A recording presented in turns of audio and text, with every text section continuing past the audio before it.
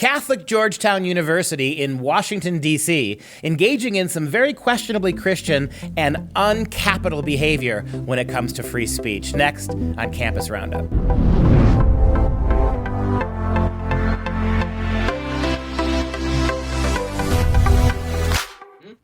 Hello, I'm Dr. Duke, and this is Campus Roundup at TheCollegeFix. This week we're headed to Georgetown University, where cancel culture and the outrage mob are apparently at full strength. To talk more about this, we welcome Dalton Nunemaker, a reporter at TheCollegeFix and a student studying government. Dalton, welcome to the show. Thanks for having me. You wrote an article about how, in the wake of all the climate discussion, Georgetown conservatives, Republicans wanted to host a program that gave the other side of the story, and it didn't go over very well. What happened? Yeah, so Georgetown University hosted a climate crisis forum with MSNBC on campus. We had a bunch of presidential candidates. We had Bernie Sanders here. We had Pete Buttigieg here. And they really kind of took over campus for 2 whole days. The entire campus was taken over. You couldn't walk in certain places, security, all that kind of stuff. The whole campus was talking about it. And so the college Republicans decided to host an event just to maybe offer some, counterpoints to the idea that we are in an inevitable crisis and that we're all going to die, or we have to ban airplanes or things like that. All these things that have been proposed by numerous candidates, and just to offer some counterpoints. And apparently they didn't take to that very kindly. And so we had a smaller event, nowhere near as large as theirs, on a Thursday night, kind of just across campus in a classroom. But hundreds of protesters showed up just to shout at our speakers, to yell them down. Nothing could be heard at all. They brought in signs, and they were just chanting and would not let any of our speakers just say their points. And I think that it's a very concerning issue on campuses these days. What was the university's response to you being shut down? The university, they were very lukewarm in their support for free speech.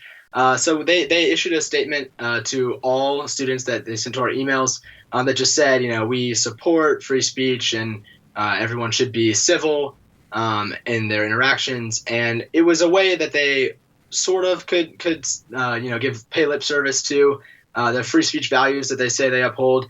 But the event, it had to be postponed for a good while, and everyone had to be evacuated out of the room. The cops had to come in. We had 7 or 8 cops that had to completely evacuate the premises and let people in one by one to restart the event. And so it's really kind of a shame that the university has allowed these people to take over events like that and to just have that much power. But we do appreciate what little bit they give us, and we hope that we can continue to build on that to promote free speech. It is a little bit telling, isn't it, that their response to you being effectively heckled out of being able to give your conference your point of view, their response was, we support free speech. They did not in any way, shape, or form censor the protesters, did they? Did they call them out by name, or was this just a very general statement asserting free speech? Yeah, I mean, we certainly, there's a lot in the student code of conduct about how you cannot be uncivil at others' events.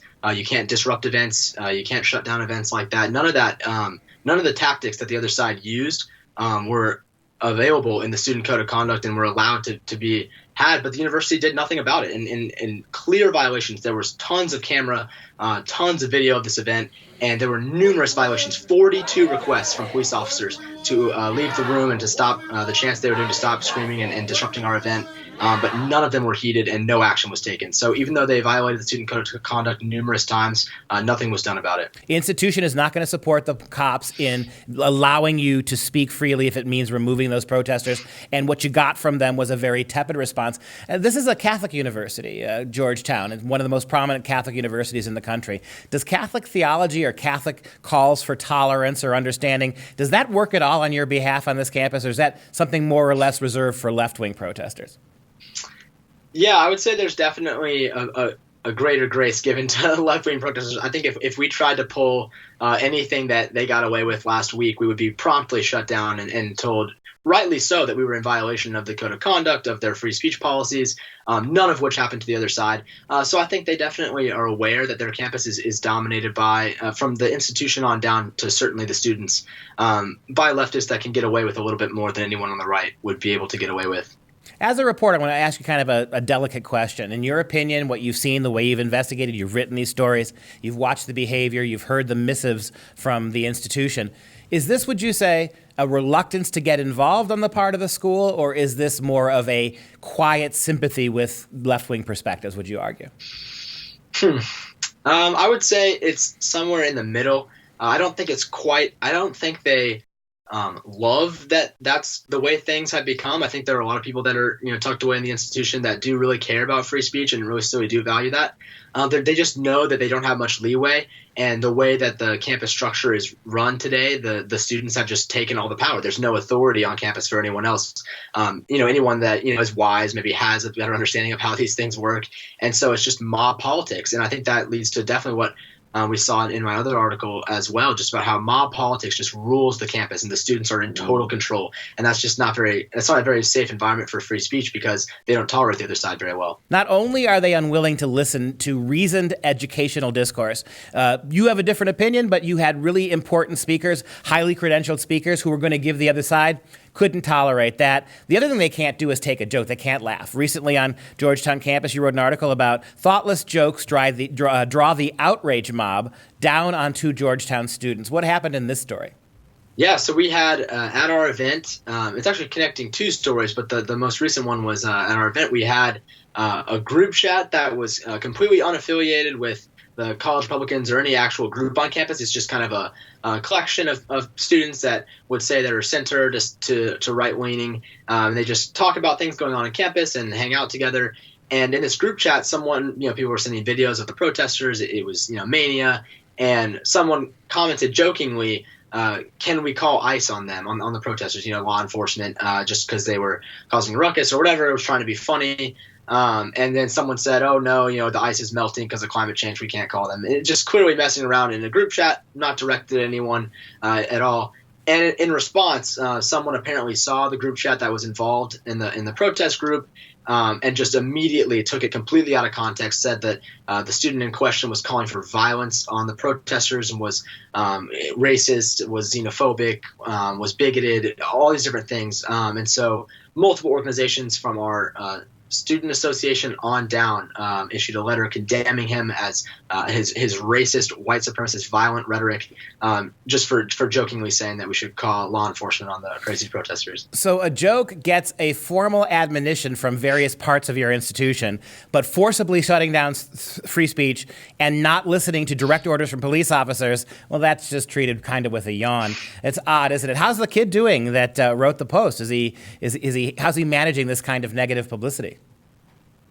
Yeah, so he's actually, I think, a little bit different than most students that get kind of caught up in this culture, this cancel culture, and this mob politics. And he's actually fighting back a little bit. And so he issued a statement saying that he wasn't going to say anything further at the time. He's talking with his lawyers and was looking into ways to possibly sue or to push back, because now he's got an official condemnation as a racist from his student association in college, and anywhere he goes to apply to a job.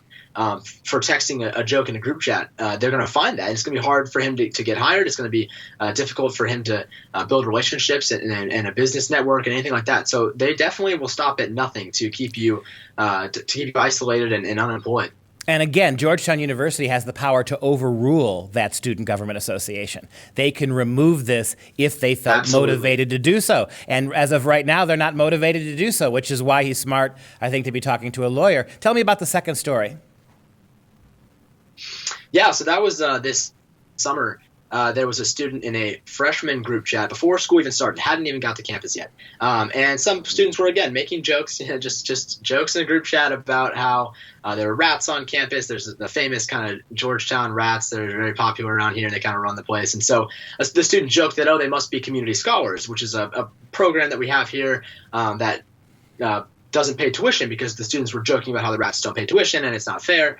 And so just kind of connecting these two programs, which, he later admitted was, in poor taste. He didn't realize what the program was, but immediately was just hounded upon in social media. Again, the student association condemning him, calling out racist rhetoric, everyone just piling on. The student that had not even stepped on campus yet, just for making a poorly timed joke in a group chat about rats on campus. And so people were saying that he's dehumanizing them, he's calling for their extermination, calling them vermin, things like that he was clearly not doing. And I think unlike the other student, he didn't quite learn from the experience because he actually signed on to the statement condemning the ICE joke as racist and asking for him to have action taken upon him. So clearly, I think was willing to give in to the mob or anything that he could to maybe get out of it. But not a good situation there either. A little too eager to be re-educated. In the ancient Roman Empire, I don't know if you study Roman history, but in the ancient Roman Empire, they had an elected office called the censor, right?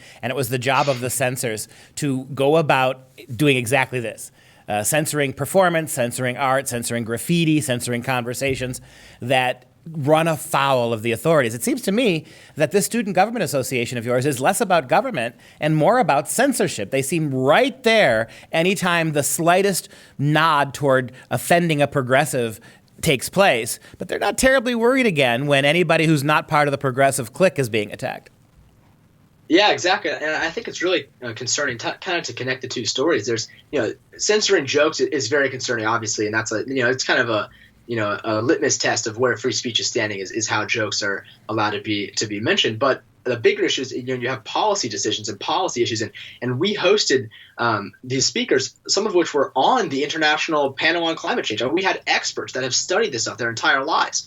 And we're not allowed to speak because their views contradicted the dominant narrative. And so, from everything from jokes all the way up to the policy that we're implementing could be shut down if it doesn't toe the party line of the leftists on campus. Yeah, and I think you said something very wise. Comedy is very much a barometer, isn't it? Kind of a canary in the coal mine about what exactly free speech is like on campus. These people won't listen. These progressive students and agitators, they won't listen to smart people with real degrees providing alternative perspectives, nor will they tolerate humor at their expense or any of their progressive friends' expense. Seems that comedy is in short supply on that campus. People like Chris Rock and Jerry Seinfeld have come out and said, we will not speak, we will not do comedy on college campuses anymore. It's not funny. So I think you're exactly right. And again, it's puzzling, right? You're in Washington, D.C., which is the the capital of the United States, where you would think there would be more of a commitment to free speech, right? You got the Congress down the road, you've got the White House, you got the Supreme Court there, right? And you'd think these models would provide more guarantees for free speech than less, but it doesn't seem to be the case. And then you've got the Catholic superstructure of this school, which you would think would promote tolerance and civility, but it doesn't. Where does that leave you as a student? Yeah, it leaves us very concerned. I know a lot of people, and there's been tons of people that have reached out to me, to the students in question, after the events happened, and people of all stripes, and just been like, this is not right. And they're too afraid to speak up. They can't speak up, and I don't blame them because they know the mob will just come for them next. And so they keep quiet, but they just mention behind the scenes that this is not cool, this is not okay, and this isn't a good place to be. And so some of us are trying to push back on that. We're still, we're not giving up, and we're going to keep going forward with all kinds of events challenging kind of the dominant narrative on campus, and just to offer reasoned views of all sides, and to see what truth we can get out of that. And if they're going to fight us along the way, it's really unfortunate, but we're not going to give up. Really good journalism, Dalton, and a great interview. It was a pleasure speaking with you today. Keep up the great work, and hopefully we'll talk to you again soon. And that's it for us today. Be sure to follow The College Fix on Facebook, Twitter, and Parler. Plus, don't forget to subscribe to the brand new College Fix podcast, available absolutely free on iTunes. For the Campus Roundup, I'm Dr. Duke, and we'll see you next time.